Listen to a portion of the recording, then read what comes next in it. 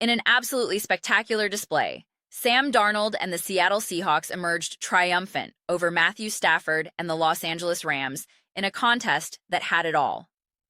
This game was the complete package. It featured brilliant play calls and questionable ones, spectacular receptions and costly drops, explosive runs and stymied efforts, masterful coaching decisions, and moments of sheer madness. Not necessarily poor coaching, but undeniably insane sequences. Seattle, you need to pause for a moment.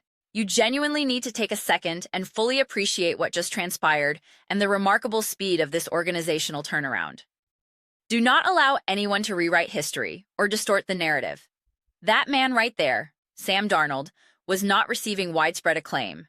The acquisition was not celebrated as some kind of masterstroke. When the franchise hired head coach Mike Macdonald, the reaction was not universal praise. People were not declaring it an obvious, home run move for the Seahawks. When they went out and secured offensive coordinator Clint Kubiak, nobody was labeling it a slam dunk addition. The narrative was never, they got Mike Macdonald, they got Clint Kubiak, they got Sam Darnold, oh, and they got Cooper Kupp. No one ever uttered those words. No one. Regarding Jackson Smith-Njigba, while his potential was recognized, nobody was proclaiming he was about to take over the entire NFL at that very moment. Nobody was saying that. Yet, what did this organization do? They simply built a cohesive team and defeated Sean McVay, the coach the television broadcast seemingly adores. And the Rams, shattering the storyline the NFL world appeared to desperately crave.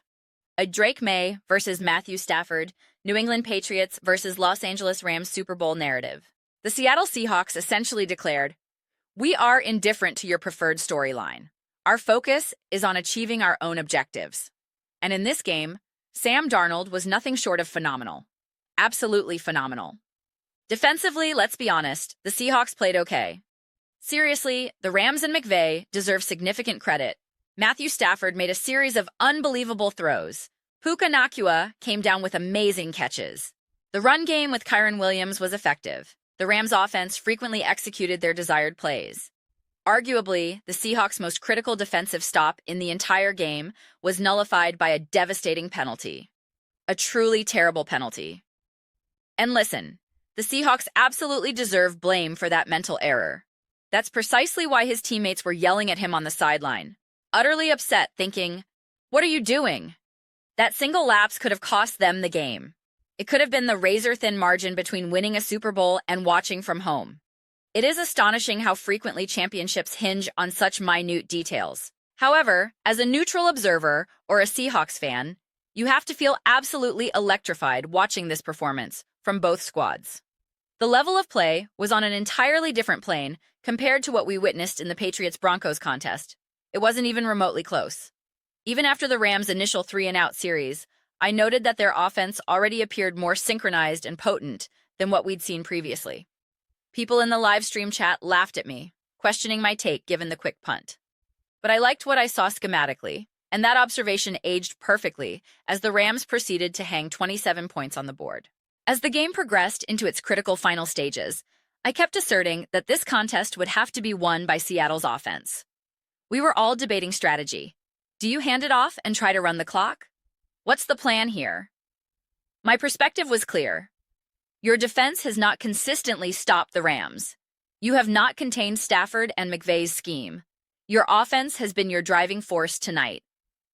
This was fascinating because all season, the Seahawks have been lauded as a defensive team, with their offense often underestimated or viewed as a complementary piece. This, however, was the offense's moment to cement its legitimacy. This was the stage for, I almost said Stafford, but this was for Sam Darnold. This was for Clint Kubiak. This was for Jackson Smith-Njigba and Cooper Kupp. This was for Kenneth Walker III. And every single one of them rose to the occasion spectacularly. That, right there, is the essence of sports. This game was an absolute roller coaster. I'm not going to sit here and claim Sam Darnold outright outdueled Matthew Stafford in some grand individual showdown.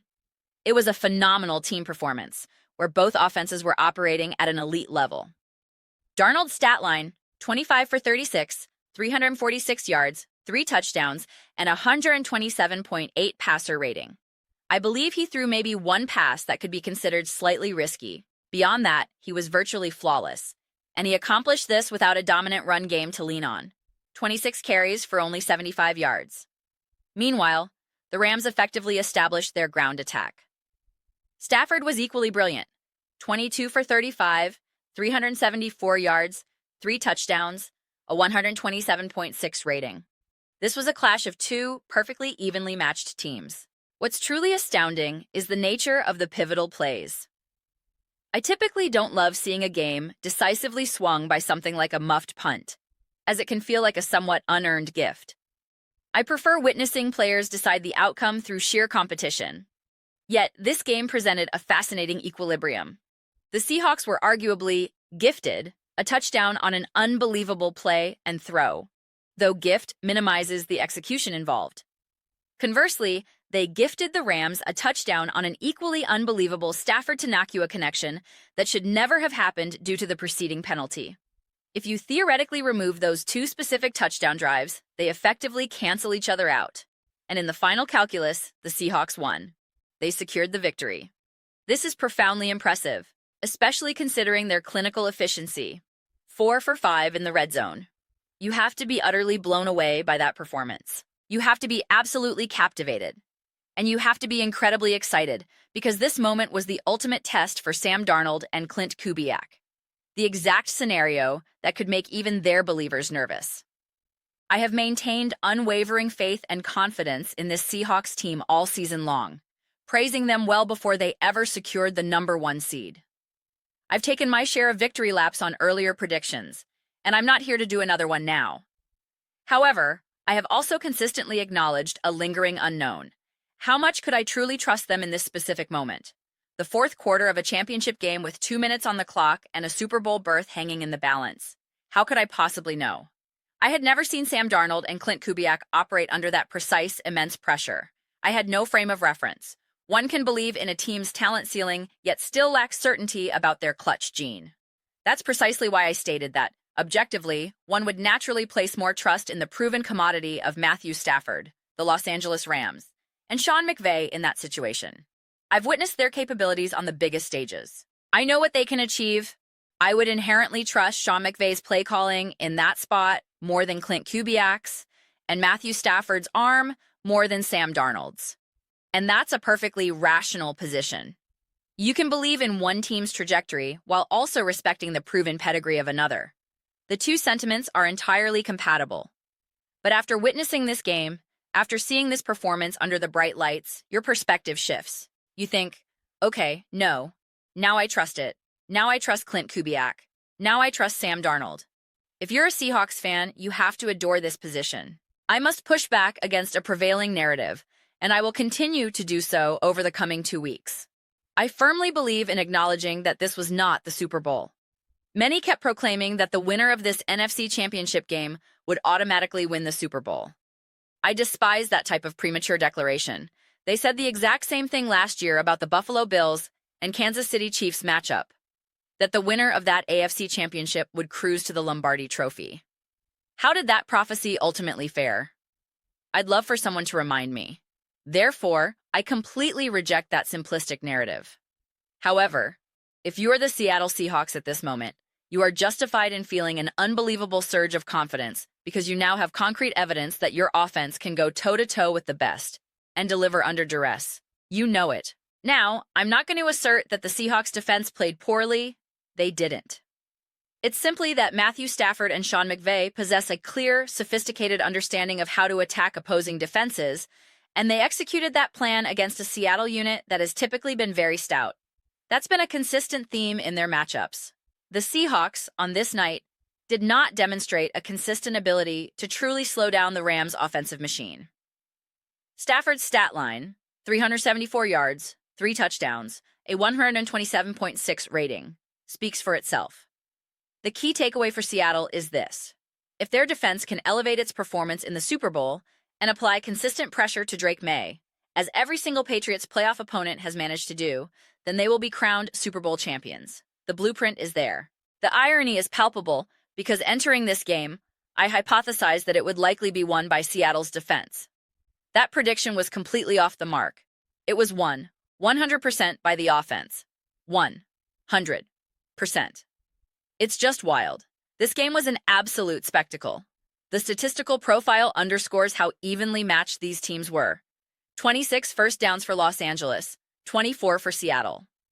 Sam Darnold actually generated 19 first downs through the air, compared to 17 for Matthew Stafford.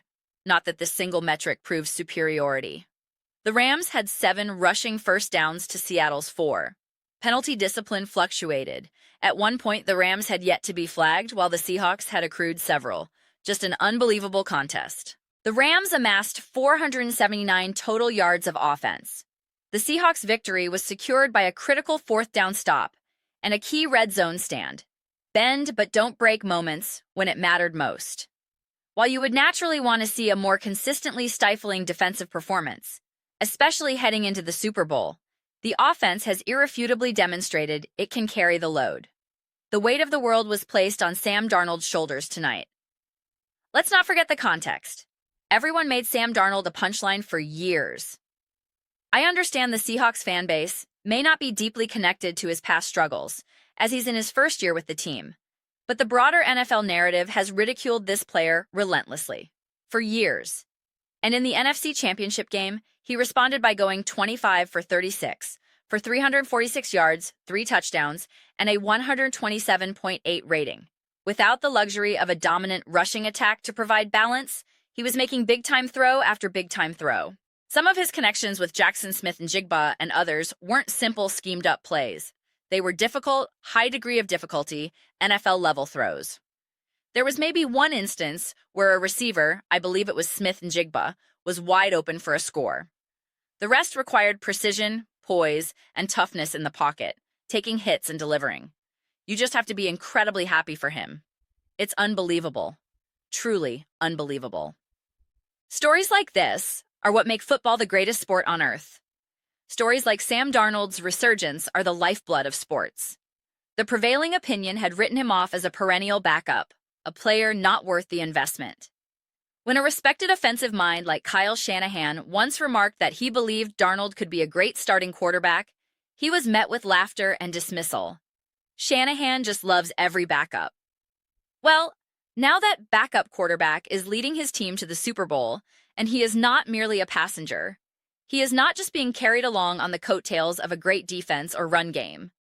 He was a massive central reason why the Seattle Seahawks are in the Super Bowl. If they win it all, he will be a massive reason why.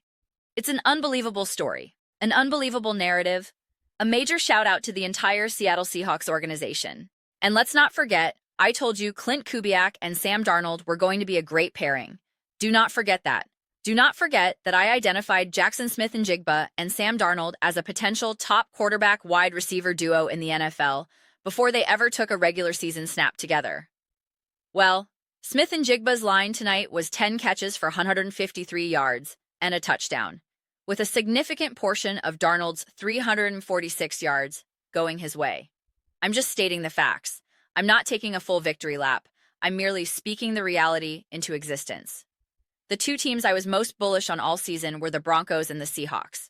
And let's be frank, the Broncos, due to their own decision-making, should arguably be in the Super Bowl as well. But it's okay. We have the Seahawks there, representing. Those are my comprehensive thoughts. I would absolutely love to hear yours. This entire playoff run has been unbelievable.